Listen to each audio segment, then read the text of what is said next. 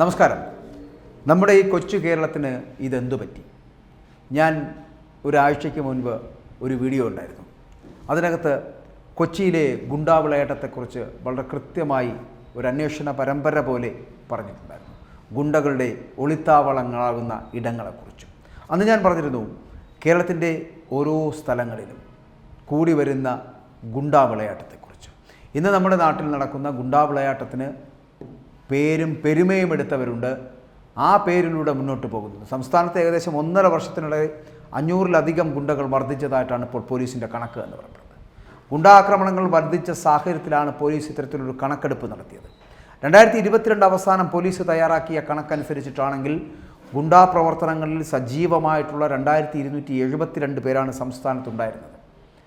തിരഞ്ഞെടുപ്പിന് മുൻപ് ശേഖരിച്ച കണക്കനുസരിച്ച് 2815 ഗുണ്ടകൾ, 500-ലധികം ഗുണ്ടകൾ പുതുതായി പട്ടികയിലേക്ക് വന്നു എന്നുള്ളതാണ് പ്രത്യേകത. ഗുണ്ടകൾ കൂടിയതോടെ കുറ്റകൃത്യങ്ങളുടെ എണ്ണവും കൂടി. 1.5 വർഷത്തിനിടെ 438 കൊലപാതകങ്ങളും 1358 വധശ്രമ കേസുകളും റിപ്പോർട്ട് ചെയ്തു. മുൻ വർഷങ്ങളിൽ മാസം ശരാശരി 26 കൊലപാതകങ്ങളാണ് റിപ്പോർട്ട് ചെയ്തിരുന്നത് എങ്കിൽ ഈ വർഷം അത് 33ആയി. ഗുണ്ടകൾ ജയിലിൽ നിന്നിറങ്ങിയ ഗുണ്ടാ നേതാവിന് പരസ്യമായി പാർട്ടി നടത്തുന്ന സാഹചര്യത്തിലേക്ക് നയിക്കുന്നത് തന്നെ പോലീസിൻ്റെ അലംഭാവമാണ് എന്ന് ഇപ്പോൾ വ്യക്തമാക്കിക്കൊണ്ടിരിക്കുന്നത്. ഈ കണക്കുകളൊക്കെ സൂചിപ്പിക്കുന്നതാണ്. തിരഞ്ഞെടുപ്പിന് മുൻപ് ഗുണ്ടാ പട്ടിക ഇൻ്റലിജൻസ് ശേഖരിച്ചിട്ട് ജില്ലാ പോലീസ് മേധാവിമാർക്ക് നൽകിയെങ്കിലും കാര്യമായിട്ടുള്ള നടപടികളൊന്നും ഉണ്ടായിട്ടില്ല എന്നുള്ളതാണ്.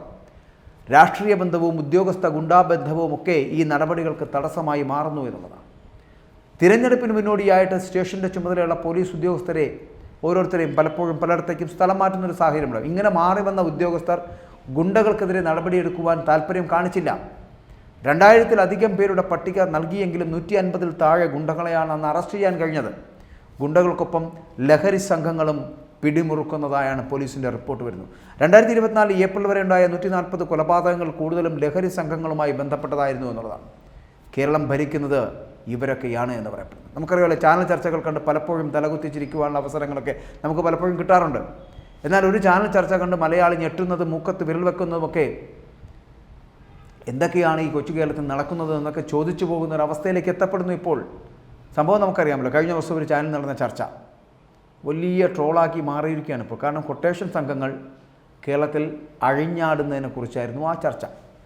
ചർച്ചയിൽ കൊട്ടേഷൻ സംഘാംഗം പങ്കെടുത്ത് വലിയ ചർച്ചയും വിവാദവും ഒക്കെ മാറുന്നുണ്ട്. ഇനി പീഡന വാർത്ത ചർച്ചയാകുമ്പോൾ ഗോവിന്ദച്ചാമിയെ വിളിച്ചിരുത്തുമോ എന്നുള്ള ചോദ്യമാണ് ട്രോളായിട്ട് വരുന്നത് എന്നുള്ളതാണ്.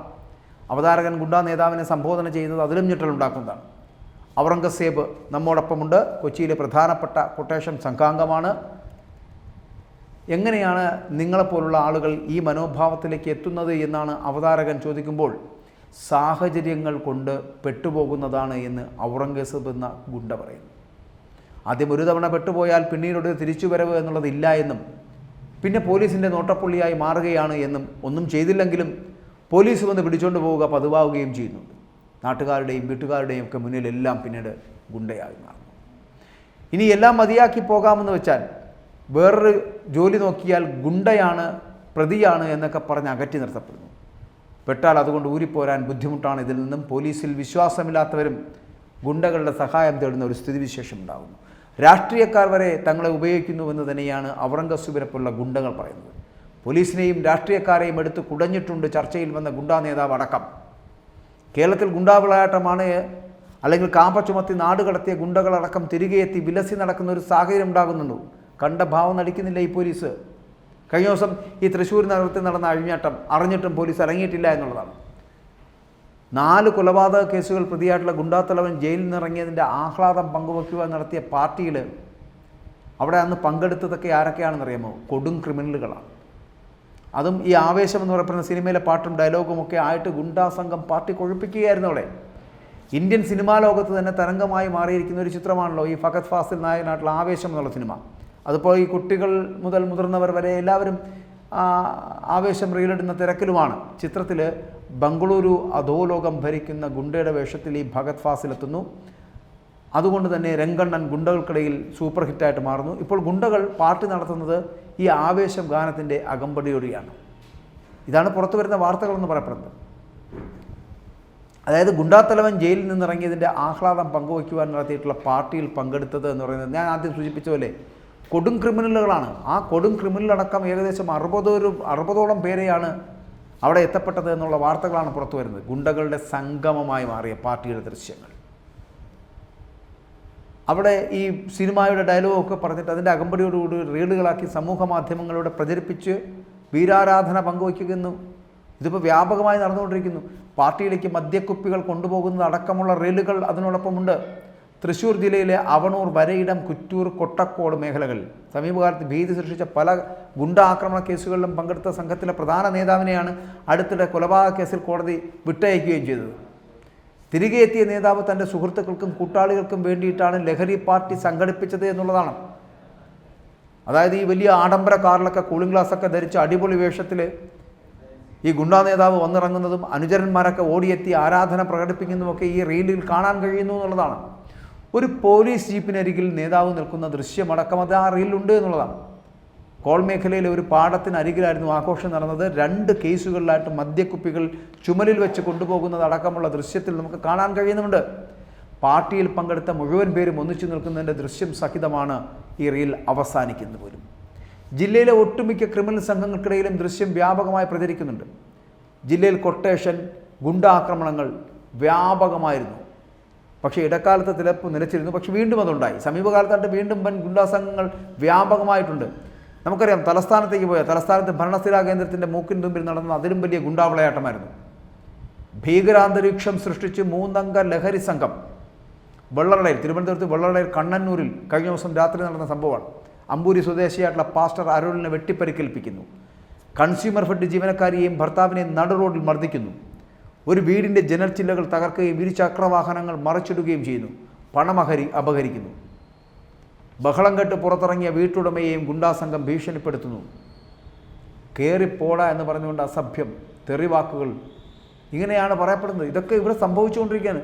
പോലീസ് സ്ഥലത്തെത്തിയത് വൈകി എന്നുള്ള നാട്ടുകാരുടെ ആരോപണം അടക്കം നിലനിൽക്കുകയാണ് അവിടെ. രാത്രി 10 മണിക്ക് വിളിച്ചിട്ട് കാര്യം അറിയിച്ചിട്ടും പോലീസ് എത്തിയത് 1.5 മണിക്കൂറിന് ശേഷമാണ്. പോലീസിൻ്റെ ഒരു അനാസ്ഥയാണ്. അക്രമികളിൽ ഒരാളെ നാട്ടുകാർ പിടികൂടി പോലീസ് ഏൽപ്പിക്കേണ്ട സ്ഥിതിവിശേഷമുണ്ടായി. കേരളത്തിൽ നടക്കുന്നത് ഇതൊക്കെയാണ്. ആഭ്യന്തര വകുപ്പ് ഒരു വാഴ കണക്ക് നിൽക്കുകയാണ് എന്ന് പറയേണ്ടി വരുന്നു. ഗുണ്ടകളിൽ നിന്ന് കൈമടക്ക് വാങ്ങി അവരെ സംരക്ഷിക്കുന്ന പോലീസുകാർ എത്രയോ ഉണ്ട് നമ്മുടെ നാട്ടിൽ. ഇതൊന്നും അന്വേഷിക്കാതെ നമ്മുടെ ആഭ്യന്തരമന്ത്രി ഉല്ലാസയാത്രയിലുമാണ്. ഇരട്ടച്ചങ്കൻ ഭരിക്കുന്ന ഒരു ആഭ്യന്തര വകുപ്പിൽ പക്ഷേ സ്റ്റേഷൻ ഭരണമൊക്കെ ഇപ്പോൾ നടത്തുന്ന ഗുണ്ടകളാണ്. പോലീസും ഗുണ്ടകളും ചേർന്നാണ് ക്രമസമാധാനം നോക്കുന്നത് തന്നെ. ചങ്കും ചങ്കിടിപ്പുമാണത്രേ പോലീസും ഗുണ്ടകളും തമ്മിലുള്ള ഇഴപിരിയാത്ത ബന്ധമെന്ന് പറയപ്പെടുന്നത്. ശമ്പളം തികയാത്തത് കൊണ്ട് കൊട്ടേഷൻ സംഘങ്ങളിൽ നിന്ന് കൈമടക്ക് വാങ്ങി വീട് അർമാദിക്കുന്ന പോലീസുകാർ ആഭ്യന്തര വകുപ്പിന് മുതൽക്കൂട്ടാണ്. പിണറായിക്ക് അഭിമാനിക്കാം. മികച്ച ഒരു സേനയെ ഇങ്ങനെ കുത്തഴിച്ചു വിട്ടതിന്. ആഭ്യന്തരം രാജിവെച്ച് ചിരയ്ക്കാൻ പോയിക്കൂടെ എന്നാണ് മുഖ്യമന്ത്രിയോട് നാട്ടുകാർ തന്നെ ചോദിച്ചു തുടങ്ങിയിരിക്കുന്നത്. എന്തിനാണ് ഇങ്ങനെ പഴി കേൾക്കുന്നത്? സംസ്ഥാനം ഇങ്ങനെ ഗുണ്ടകളുടെ വിളയാട്ട കേന്ദ്രമായി മാറുന്നുണ്ട് എങ്കിൽ അത് ആഭ്യന്തര വകുപ്പിൻ്റെ വീഴ്ച തന്നെയാണ്. ആഭ്യന്തര വകുപ്പിൽ പോലീസ് സംവിധാനത്തിന് നിലയ്ക്ക് നിർത്താൻ കഴിയുന്നില്ല എന്നുണ്ടെങ്കിൽ ആഭ്യന്തര വകുപ്പ് കൈയാളുന്നത് ആരാണോ, അത് മുഖ്യമന്ത്രിയാണെങ്കിൽ മുഖ്യമന്ത്രി രാജിവെച്ച് പുറത്തു പോകൂ, പറ്റുന്ന മറ്റെന്തെങ്കിലും പണി ചെയ്യും. കാരണം പോലീസ് സേനയ്ക്ക് ഊർജ്ജം നൽകേണ്ടവർ, പോലീസ് സേനയ്ക്ക് അകത്തുള്ളവർ തന്നെ ഇങ്ങനെ ഗുണ്ടകളിൽ നിന്ന് കൈമടങ്ങ് സ്വീകരിക്കുന്നവർ പോലീസിന് പുറത്താക്കണം. ഈ പണിയെടുക്കാൻ അറിഞ്ഞുകൂടാത്തവർ പുറത്തു പോകണം. രാഷ്ട്രീയക്കാരടക്കം ഈ ഗുണ്ടകളെ സ്വീകരിക്കുന്നത് കൊണ്ടാണ്. രാഷ്ട്രീയക്കാർക്ക് വരെ അവർ ഉപയോഗപാത്രമാകുന്നത് എന്തുകൊണ്ടാണ്? അതുപോലെ സാധാരണക്കാരൻ തന്നെ ഗുണ്ടകളെ അഭയം പ്രാപിക്കുന്നത് എന്തുകൊണ്ടാണ്?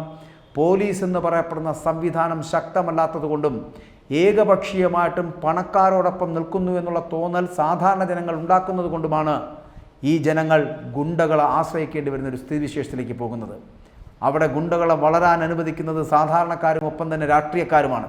കാരണം ഈ സാധാരണക്കാരന് നീതി ലഭിക്കാതെയും രാഷ്ട്രീയക്കാരൻ അവൻ്റെ ആവശ്യങ്ങൾക്ക് വേണ്ടിയും ഗുണ്ടകളെ ഉപയോഗിക്കുന്നു എന്നുള്ളതാണ്. അങ്ങനെ ഗുണ്ടകളെ വളർത്തിയെടുത്ത് ഒരു സംസ്ഥാനത്ത് അരാജകത്വം നിലനിൽക്കുന്ന തരത്തിലേക്ക് എത്തപ്പെടുന്നുണ്ട് എങ്കിൽ പോലീസ് സംവിധാനത്തിനെ പിരിച്ചുവിടേണ്ടി വരുമെന്നുള്ളതാണ്. കാരണം ഇത്തരത്തിലൊരു പോലീസ് ഇവിടെ ആവശ്യമുണ്ടോ എന്ന് ചിന്തിക്കേണ്ടി വരും. ഈ ആഭ്യന്തര വകുപ്പ് കൈയാളുന്ന മുഖ്യമന്ത്രി അടക്കമുള്ളവർ രാജിവെച്ച് മറ്റ് പണിക്ക് പോവുക എന്ന് തന്നെയാണ് പറയേണ്ടി വരുന്നത്.